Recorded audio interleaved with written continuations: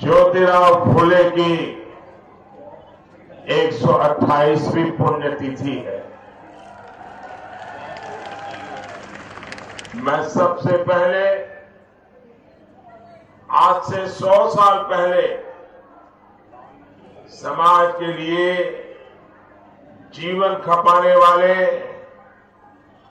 महात्मा ज्योतिराव,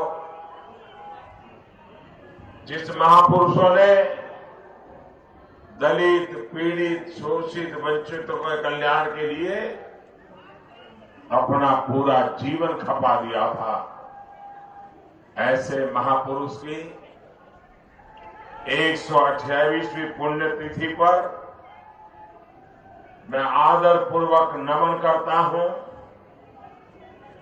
और उन्होंने जो रास्ता दिखाया है, दलित हो, पीड़ित हो, शोषित हो, वंचित हो, जब तक समाज में दबे कुचले लोगों को आत्मसम्मान से जीने का अवसर नहीं देंगे, विकास करने के लिए सुविधा नहीं उपलब्ध कराएंगे, तो हमारा ये समाज पूर्ण रूप से स्वस्थता से विकास नहीं कर सकता है। भारतीय जनता पार्टी की सरकार, चाहे दिल्ली में हमें सेवा करने का मौका मिलता हो, चाहे हमें राजस्थान में सेवा करने का मौका मिलता हो, हम लोगों का एक ही मंत्र रहता है, सबका साथ, सबका विकास। ये मंत्र ज्योतिबा फुले की प्रेरणा से मिला हुआ है। ये मंत्र बाबा साहब आंबेडकर की प्रेरणा से मिला हुआ है। ये मंत्र भारतीय हिंदुस्तान की मिट्टी की महक को लेकर के आया हुआ है। ये सिर्फ राजनीतिक नारा नहीं है, एक सपना है कि 125 करोड़ हिंदुस्तानियों का कल्याण हो। फिर एक बार हमारी भारत माता जगत गुरु का स्थान पर विराजित हो, इस सपने को लेकर के हम काम कर रहे हैं। और इसलिए भाइयों बहनों, हम आपसे आशीर्वाद चाहते हैं। भाइयों बहनों, ये हमारे नागौर की पहचान नर और नारा से है। नारायण बैल नर और नारा से है, परिश्रम से है,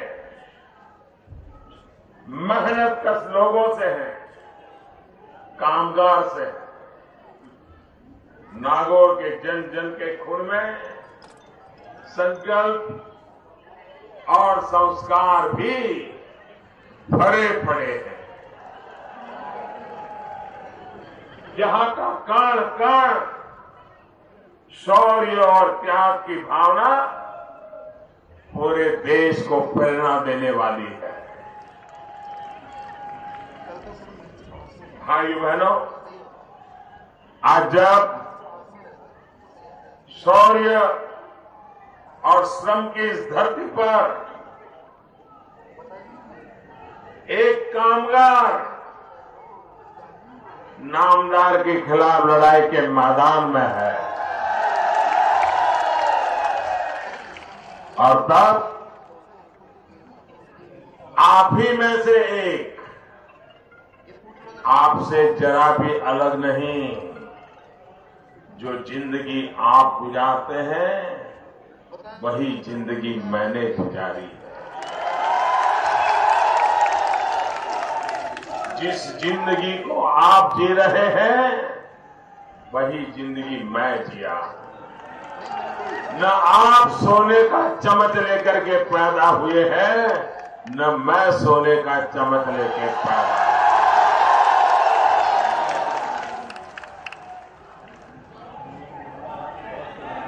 न आपके माता पिता दादा दादी कभी राज करते थे, न मेरे माता पिता दादा दादी कभी राज करते थे। पहली बार आपके बीच से पला बढ़ा एक कामदार आज फिर से एक बार नागौर की इस संत की भूमि, शूरवीरों की भूमि, भक्तों की भूमि, ये कामदारों की भूमि, एक कामदार आपसे आशीर्वाद मांगने आया है।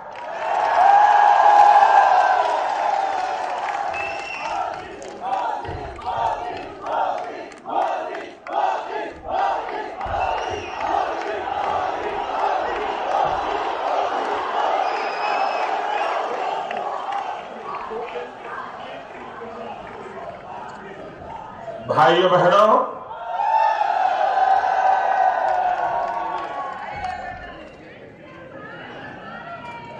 आखिरकार सरकार किसके लिए होती है? सरकार गरीबों के लिए होती है। सरकार सामान्य मानवी के लिए होती है। अगर एक गरीब बीमार हो जाए तो सरकार के सिवाय उसका कोई सहारा नहीं होता है। एक गरीब को, एक सामान्य मानवी को अपने गांव से दूसरे गांव कहीं रिश्तेदार के यहां जाना है तो सरकारी साधन के बिना नहीं जा सकता है। भाइयों बहनों, अगर अमीर भी बीमार हो जाए तो 10 डॉक्टर उसके घर के बाहर कतार लगा करके खड़े रह जाते हैं। अमीर अगर बीमार हो जाए तो दुनिया के बड़ी बड़ी अस्पताल में वो हवाई जहाज लेकर के उड़ करके चला जाएगा। मेरा गरीब कहां जाएगा? मेरा सामान्य मानवी कहां जाएगा? लेकिन ये दुख, ये मुसीबत वो ही जानता है जो आप में से निकला होता है। सोने का चम्मच लेकर के जो पैदा हुए हैं उनको तो अरे बिना जूते पहने अगर खेत में चलते हैं तो कांटा कैसे चुभता है इसका भी ज्ञान नहीं होता है। ये मुसीबत तो हम जानते हैं। भाइयों बहनों,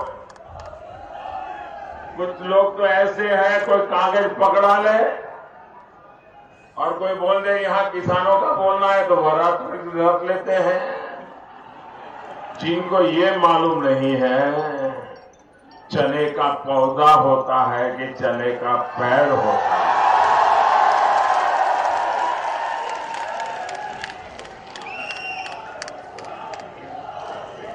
जो मूंग और मसूर में फर्क नहीं समझते हैं वो आज देश को किसानी सिखाने के लिए घूम रहे हैं। भाइयों बहनों, जो धरती से कटे हुए हैं, जो जन जन से जिनका 4-4 पीढ़ी का भी नाता नहीं रहा है, ये लोग कभी आपके दुख को समझ नहीं सकते हैं, आपके दुखों को कभी दूर नहीं कर सकते। और इसलिए भाइयों बहनों, हम आपसे इस चुनाव में वोट मांग रहे हैं। एक, हमारे काम के आधार पर वोट मांग रहे हैं। दूसरा, हम विकास का मंत्र लेकर के चले हैं, उसके लिए वोट मांग रहे हैं। भाइयों बहनों, हम आपसे हमारे पोते पोतियों की भलाई के लिए नहीं मांग रहे हैं। हम आपसे वोट मांग रहे हैं इस धरती का भला करने के लिए, यहां के जन जन का भला करने के लिए, आपके सपनों को साकार करने के लिए मैं आपसे वोट मांग रहा हूं।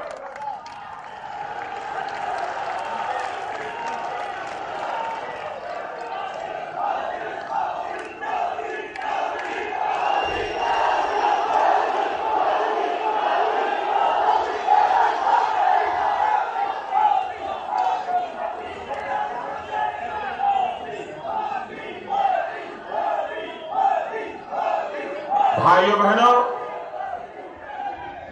ये हमारे राजस्थान की सबसे बड़ी समस्या पानी की। अगर राजस्थान के लोगों को पानी मिल जाए ना, तो मिट्टी में से सोना पैदा करने की ताकत है।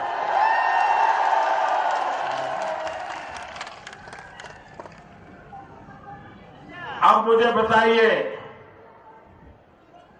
देश आजाद हुआ उसके पहले 10 साल, 20 साल, 30 साल, 40 साल में उस समय की कांग्रेस की सरकारों ने आपके खेतों में पानी पहुंचाने का काम किया होता तो आज आपको मुसीबत झेलनी पड़ती,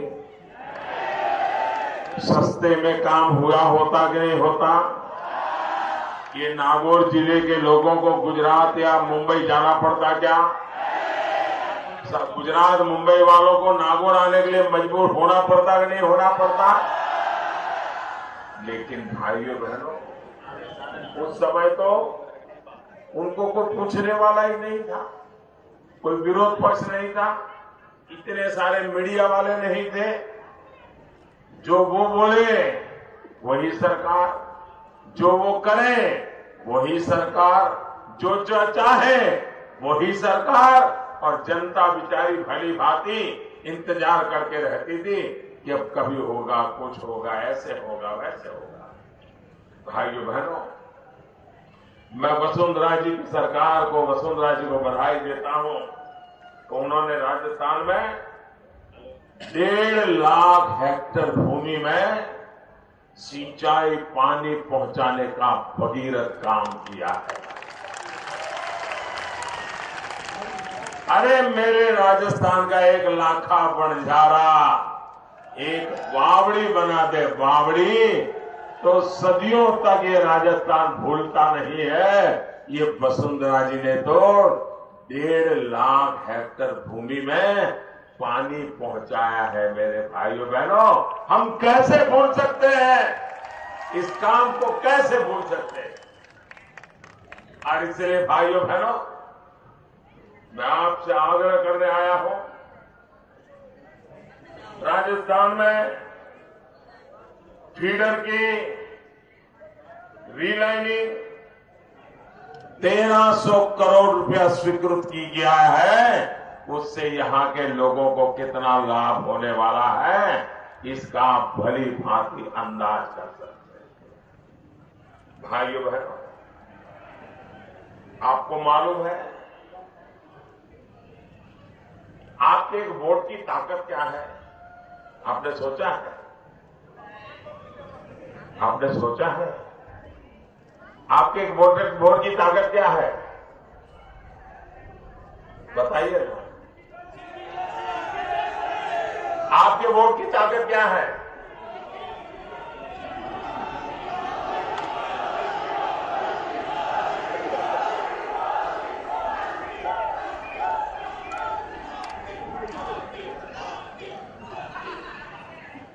भाइयों बहनों, आप मुझे बताइए, देश की आजादी के इतने साल हो गए,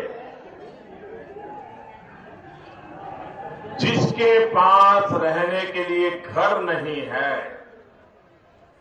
उसको रहने के लिए अपना खुद का पक्का घर मिलना चाहिए कि नहीं मिलना चाहिए? आप सब बताइए, मिलना चाहिए नहीं मिलना चाहिए? आपके राजस्थान में 50 लाख भाइयों बहनों, हमारे देश में 1 करोड़ 25 लाख जिनके पास रहने को घर नहीं था, कच्ची सी छोटी सी जगह पे झूपड़ी जैसी बना करके रहते थे, 1,25,00,000 इनको रहने का पक्का घर मिल गया। घर की चाबी उनको मिल गई और घर भी घर के पुरुष के नाम नहीं दिया।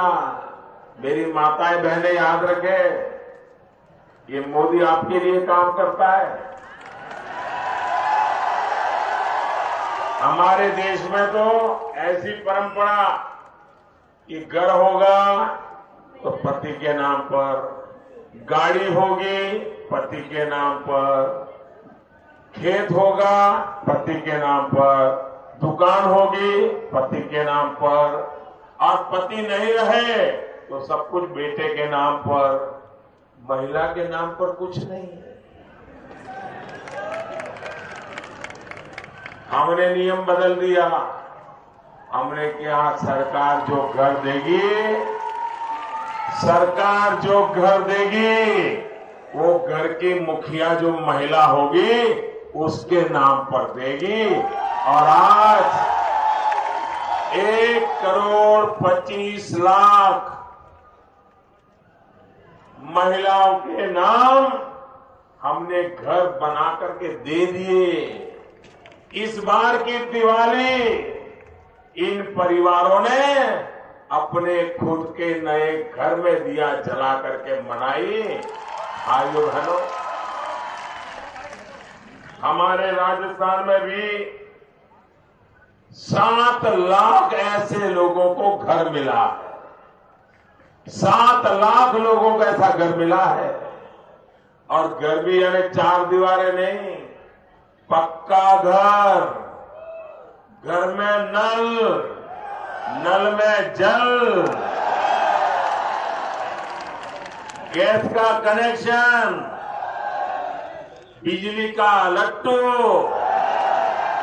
शौचालय, ऐसा जिंदगी जीने के लिए जो भी चाहिए सब कुछ रेडीमेड करके दिया है।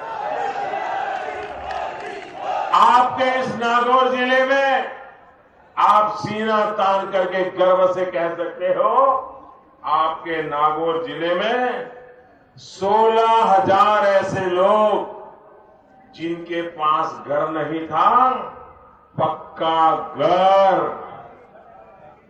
उनको चाबी मिल गई, उन्होंने दिवाली वहां मना ली। 16,000। और इस लोगों को लगता होगा कांग्रेस वाले भड़का रहे हैं, ये देखो तुम्हें घर नहीं मिला, तुम्हें घर नहीं मिला। मैं नागौर की धरती पर आके आपको कह रहा हूं, ज्योतिबा फुले की पुण्यतिथि पर बोल रहा हूं, संतों की धरती से बोल रहा हूं, 2022 तक एक भी परिवार बाकी नहीं रहेगा।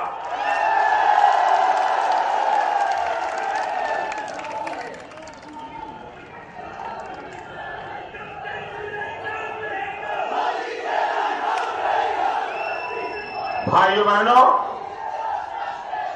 एक भी परिवार ऐसा नहीं रहेगा जिसको इसका लाभ न मिले, इसकी चिंता हम करेंगे। भाइयों बहनों, अब मैं पूछना चाहता हूं कि देश में 1,25,00,000 घर किसने दिए? ये 1,25,00,000 गरीबों को घर किसने दिए? किसने दिए? ये राजस्थान में 7 लाख घर किसने दिए? ये नागौर में 16,000 घर किसने दिए? किसने दिए? किसने दिए? अरे मोदी ने नहीं दिए हैं, ये आपके एक वोट ने दिए हैं। आपके वोट के, आप पे गलती मत करना। कि आपके वोट से कोई एमएलए बनता है। आप एक गलती मत करना कि आपके वोट से कोई पार्टी जीतती है। आप ये गलती मत करना कि आपके वोट से किसी पार्टी की सरकार बनती है। आपके वोट से अगर सरकार ईमानदार बनती है, सही जगह पर आपका वोट पड़ता है, तो 1,25,00,000 गरीबों के घर बनते हैं। आपका वोट अगर सही पड़ता है तो हमारे राजस्थान में 7 लाख लोगों को घर मिलता है। अगर आपका वोट सही पड़ता है तो 16,000 गरीबों को नागौर में पक्का रहने का घर मिलता है। भाइयों बहनों, अब आपको आपकी वोट की ताकत का पता चला। अब आपको आपके वोट की ताकत का पता चला। हम ये गलती न करें कि हम कोई एमएलए के लिए वोट दे रहे हैं, हम किसी सरकार बनाने के लिए वोट दे रहे हैं। हम वोट दे रहे हैं राजस्थान बनाने के लिए। हम वोट दे रहे हैं राजस्थान के लोगों का भला करने। भाइयों बहनों, गरीब से गरीब व्यक्ति भी आज हमारा मध्यम वर्ग का परिवार लकड़ी के चूल्हे से अगर खाना पकाता है, पूरे घर में धुआं भर जाता है, नहीं भर जाता है? आपने अनुभव किया होगा, बताइए, भर जाता है नहीं भर जाता है? माताएं बहनें, अब वो लकड़ी का चूल्हा जलाना आपको मंजूर है क्या? उसे मुक्ति चाहिए कि नहीं चाहिए? 75 साल हो गए, कांग्रेस पार्टी की 4-4 पीढ़ियां राज करके गई है नामदार की, लेकिन उनको विचार नहीं आया कि मेरी माताओं बहनों को ये लकड़ी का चूल्हा जला करके जो धुआं निकलता है, एक दिन में 400 सिगारेट का धुआं उनके शरीर में जाता है। क्या किसी ने सोचा हमारी माँ, हमारी बहनें जो घर में हमारे लिए खाना पकाती हैं, वो रोज 400 सिगारेट का धुआं उसके शरीर में जाता है। और घर में जो बच्चे खेलते हैं ना, उनका तो बचपन ही बीमारी में पलता है। क्या ऐसी माताओं बहनों को इस मुसीबत से मुक्ति मिलनी चाहिए कि नहीं मिलनी चाहिए?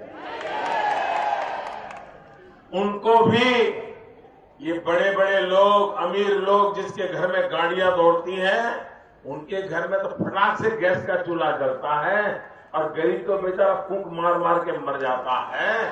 और बारिश के दिनों में गीली लकड़ी होती है तो कितनी तकलीफ होती है, वो मेरी माताएं बहनें जानती है। ये नामदार को कभी ये दिखाई दिया क्या? ये बहनों की तकलीफ का नामदार को पता था क्या? उनकी 4 पीढ़ी चली गई, मालूम था क्या? क्यों मालूम नहीं था? धुआं क्या होता है उनको मालूम ही नहीं है। लकड़ी का चूल्हा कैसे जलता है पता ही नहीं है। ये तो मोदी है जो गरीब माँ के, ये मोदी है जो गरीब माँ के पेट से पैदा हुआ है, और जिसने बचपन में अपनी माँ को लकड़ी का चूल्हा जला करके खाना पकाते देखा है। धुएं से आंखों में पानी कैसे निकलता था वो देखा है, और इसलिए दिल में दर्द भरा था कि मैं मेरी माँ की तकलीफ देख के आया हूं। मेरे देश की करोड़ों माताओं को मैं ये मुसीबत से मुक्ति दिलाऊंगा। और इसमें से उज्ज्वला योजना बनी, और भाइयों बहनों, देश भर में 6 करोड़ परिवारों में गैस का कनेक्शन हमने दे दिया। कितने? मुफ्त में दे दिया। कितने? अरे सब बोलो तो याद रहेगा। 6 करोड़ परिवारों को दे दिया और हमारे राजस्थान में भी 50 लाख गैस के कनेक्शन हमारी सरकार ने दे दिया। भाइयों बहनों, उनको धुएं से मुक्ति मिला। बताइए भाइयों, ये जो 50 लाख बहनें ये धुएं से मुक्ति मिली, वो आशीर्वाद देगी कि नहीं देगी? उनसे आशीर्वाद मिलेगा कि नहीं मिलेगा? अब मुझे ये आशीर्वाद किसको मिलेगा? ये आशीर्वाद किसको मिलेगा? ये आशीर्वाद किसको मिलेगा? आशीर्वाद किसको मिलेगा? अरे मोदी को नहीं मिलेगा, वसुंधरा जी को नहीं मिलेगा, ये आशीर्वाद आपको मिलेगा, क्योंकि ये आपके वोट के कारण हुआ है। आपने सही जगह पर वोट डाला, इसलिए 50 लाख मेरी राजस्थान की माताएं बहनें ये धुएं की मुसीबत से मुक्त हो गई। इसका पुण्य कोई कमाएगा तो जिन्होंने वोट दिया वो वोट वाला कमाएगा। भाइयों, ये पुण्य मोदी का नहीं है, ये पुण्य वसुंधरा जी का नहीं है, ये पुण्य आप सबका है भाइयों बहनों। और इसलिए मैं आज आया हूं आपके पास, इसलिए मैं आज आपके पास आया हूं। ये पुण्य का काम है, ये पवित्र काम है, गरीब के आंसू पोंछने का काम है, और इसलिए मैं आपसे वोट मांगे आया हूं। भाइयों बहनों, आप मुझे बताइए, हमें भ्रष्टाचार के कारण परेशानी है कि नहीं है?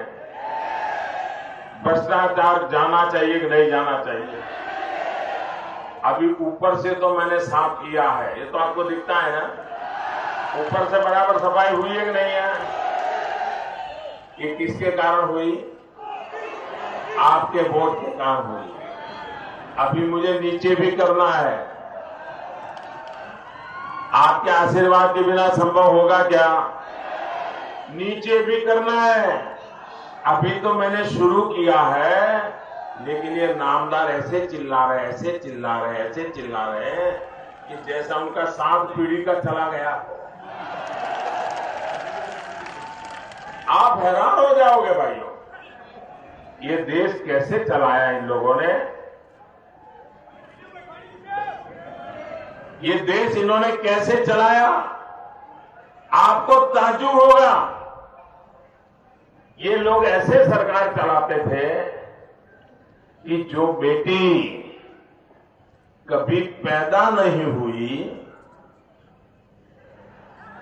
जिसका जन्म नहीं हुआ, वो बेटी विधवा हो जाती थी।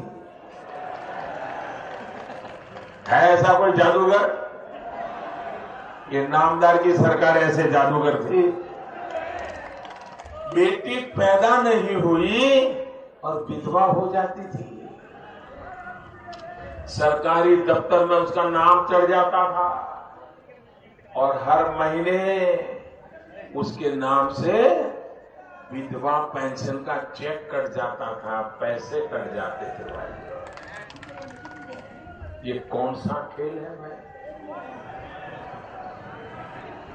जो बेटी पैदा नहीं हुई उसको विधवा बनाना, विधवा बना करके रजिस्टर में नाम लिखना और हर महीने पेंशन का रुपया ले जाना। भाइयों बहनों, ऐसी चोरी चलती थी, ऐसी चोरी चलती थी। इसको मुझे बंद करना चाहिए कि नहीं करना चाहिए?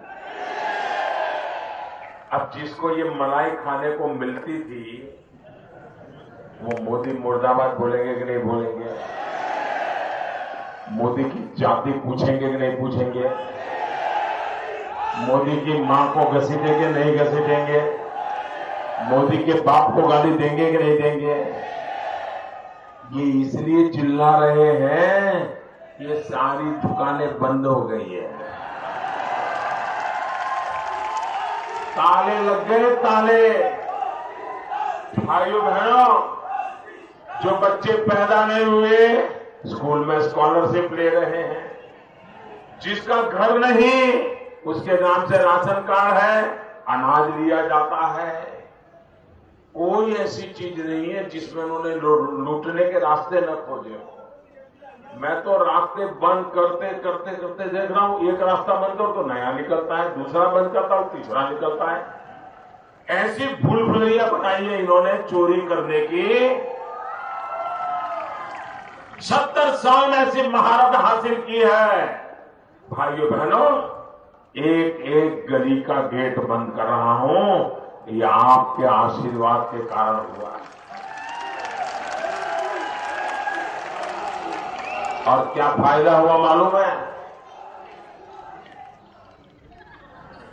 6 करोड़ लोग, ये आंकड़ा छोटा नहीं है भैया, 6 करोड़ लोग अभी तक तो मैं खोज पाया हूं कि जो पैदा ही नहीं हुए थे लेकिन पैसे कमा रहे थे। और रकम कितनी? हर साल 90,000 करोड़ रुपया। सोचा है कभी 90,000 करोड़ क्या होता है? ये हर साल 90,000 करोड़ मार लेते थे, पता ही नहीं चलता था। अब मोदी ने ये गेट बंद कर दिया, ये दरवाजा बंद कर दिया, तो चिल्लाएंगे कि नहीं चिल्लाएंगे? चिल्लाएंगे कि नहीं चिल्लाएंगे? भाइयों बहनों, पहले रोजगार के लिए देश के गरीबों को ऐसे लूटा जाता था, ऐसे लूटा जाता था। विधवा मां मेहनत मजदूरी करके बेटे को पढ़ाए, बेटी को पढ़ाए, बेटा बेटी ग्रेजुएट हो जाए, नौकरी के लिए सरकार में अर्जियां करते रहे, फिर इंटरव्यू का कागज आ जाए, लिखित परीक्षा हो जाए, इंटरव्यू का कागज आ जाए, इंटरव्यू का कागज पहुंचते ही दूसरे दिन एक झोला छाप नेता आ जाए घर में, माता जी नमस्ते, कैसी हो, सुना है बेटे का इंटरव्यू निकला है, बेटी का इंटरव्यू निकला है, बहुत अच्छा है, तो कैसा करोगे? तो मां कहेगी हाँ बेटा जाएगा, मेहनत कर रहा है, रात रात पढ़ता है, इंटरव्यू देगा। तो जो झोला छाप कहेगा ऐसे नौकरी नहीं मिलती है, इंटरव्यू में तो सिफारिश लगती है, आपकी कोई जान पहचान है क्या? तो विधवा मां कहेगी मेरी तो कोई जान पहचान नहीं। तो ऐसा करो मां, मैं जरूर तुम्हारी मदद करूंगा, मैं देखता हूं कहीं मेल बैठता है क्या। वो जाता है, दूसरे दिन आता है, मां काम हो जाएगा। मैं गया था, एक आदमी है कर देगा काम, बस 50,000 रुपया चाहिए। मां कहेगी भाई 50,000 कहाँ है? तो करो मां, ऐसा करो, वो जमीन है ना गिरवी रख दो, एक बार बेटे को नौकरी मिल जाएगी तो सब ठीक हो जाएगा। और वो गरीब मां, बेटा इंटरव्यू में पास हो जाएगा, इस भरोसे ये झोला छाप दलालों को 50,000 रुपया पकड़ा देती। और देश में लाखों करोड़ों युवाओं को, उनकी माताओं को, पिता को लूटा जाता था। मैंने आकर के एक काम किया, मैंने किया क्लास 3 क्लास 4 में कोई इंटरव्यू ही नहीं होगा, लिखित परीक्षा में जो पास होगा उसका जो नंबर आएगा उसी नंबर से उसको नौकरी मिल जाएगी, कोई इंटरव्यू करने की जरूरत नहीं है। बोलो भ्रष्टाचार गया कि नहीं गया? भ्रष्टाचार गया कि नहीं गया? ईमानदार को अवसर मिला कि नहीं मिला? जो जिसका हक था उसको नो काम मिला कि नहीं मिला? ये सबको मिलना चाहिए, नहीं मिलना चाहिए? ये किस लिए हुआ? ये क्यों हुआ? ये क्यों हुआ? मोदी ने किया क्या? नहीं, मोदी ने नहीं किया। आपके एक वोट ने किया है। ये आपके वोट की ताकत है जिसके कारण सच्चे काम हो रहे हैं। इसलिए मैं कहता हूं, इसलिए मैं आपसे कहने आया हूं कि आप भारतीय जनता पार्टी के कमल निशान पर बटन दबाई के फिर एक बार वसुंधरा जी की सरकार बनाइए।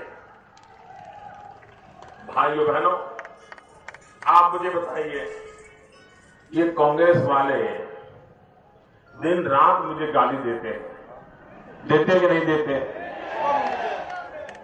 देते कि नहीं देते हैं? ये सरकार मानो उनकी बनती है तो क्या करेंगे? दिल्ली से लड़ना ही चालू करेंगे ना, दिल्ली से भिड़ते रहेंगे ना, तो राजस्थान का भला होगा क्या? भला होगा क्या? वसुंधरा जी की सरकार होगी तो लड़ाई झगड़े नहीं होंगे। दिल्ली का कमल छाप इंजन और राजस्थान का कमल छाप इंजन, दोनों इंजन डबल इंजन लग जाएंगे, राजस्थान कहां से कहां पहुंच जाएगा। और इसलिए भाइयों बहनों, आज मैं आपके पास आया हूं। आप मुझे बताइए, ये कांग्रेस वाले किसानों के नाम पर रोना रो रहे हैं।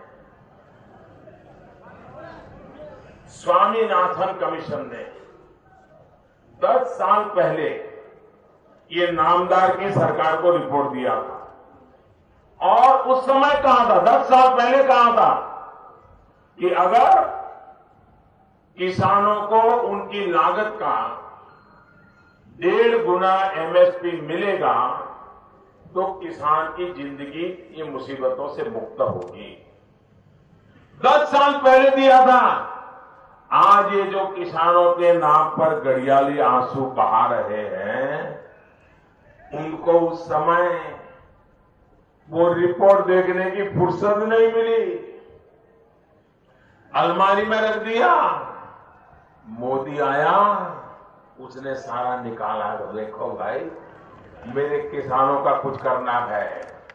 भाइयों बहनों, मोदी सरकार ने किसानों को 1.5 गुना लागत का 1.5 गुना एमएसपी देना शुरू कर दिया। भाइयों बहनों, अगर ये 10 साल पहले दिया होता तो मेरे किसी भी किसान को कर्ज की मुसीबत झेलनी नहीं पड़ती। भाइयों, मेरा कोई किसान कर्जदार नहीं बनता। इतना ही नहीं भाइयों बहनों, अगर हिंदुस्तान का पहला प्रधानमंत्री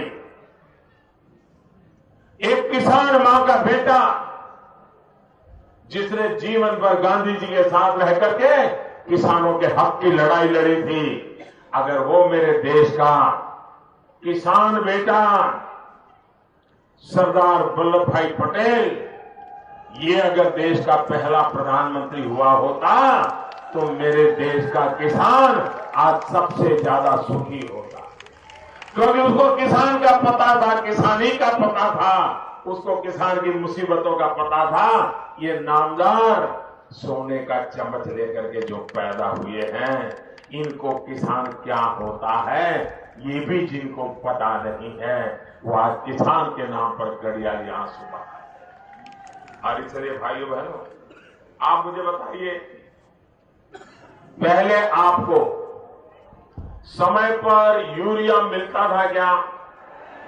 आप सच बताइए, समय पर यूरिया मिलता था क्या? यूरिया मिलता था क्या? फसल बर्बाद होती थी, यूरिया आता था क्या? पिछले 4 साल में कभी यूरिया के लिए इंतजार करना पड़ रहा है क्या? समय पर यूरिया मिलता है कि नहीं मिलता है? जितना चाहिए उतना मिलता है कि नहीं मिलता है? इसका कारण यह है कि पहले यूरिया की चोरी होती, किसान के नाम पर यूरिया निकलता था, सब्सिडी किसान पे नाम पे चली जाती थी, लेकिन चोरी होकर यूरिया केमिकल की फैक्ट्री में चला जाता था, उसमें से और चीजें बनती थी, खेती के काम नहीं आती थी और वो कारखाने वाले कमाते थे, किसान मेरा यूरिया के बिना मरता था। हमने एक महत्वपूर्ण काम कर दिया, हमने यूरिया का नीम कोटिंग कर दिया। अब 1 ग्राम यूरिया भी किसी फैक्ट्री में जाकर के काम नहीं आ सकता। सारा का सारा यूरिया खेत में ही काम आता है। चोरी बंद हो गई। मेरे किसान का फायदा हुआ कि नहीं हुआ? हुआ कि नहीं हुआ? और इसलिए भाइयों बहनों, मैं आज आपसे आग्रह करने आया हूं कि आप भारतीय जनता पार्टी को वोट दीजिए, विकास के लिए सरकार बनाइए, आपके सपनों को साकार करने के लिए सरकार बनाइए, फिर एक बार वसुंधरा जी की सरकार बनाइए। ये कांग्रेस ने झूठ फैलाया है, उस झूठ के पर्दा को फांस कर दीजिए और आइए मेरे साथ बोलिए, भारत माता की, भारत माता की। बहुत बहुत धन्यवाद जी।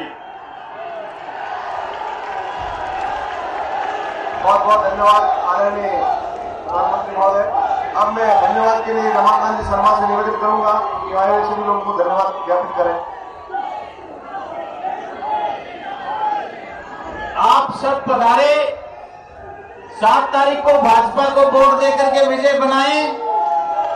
हम सब आपका हृदय से आभार प्रकट करते हैं। जय हिंद, जय भारत।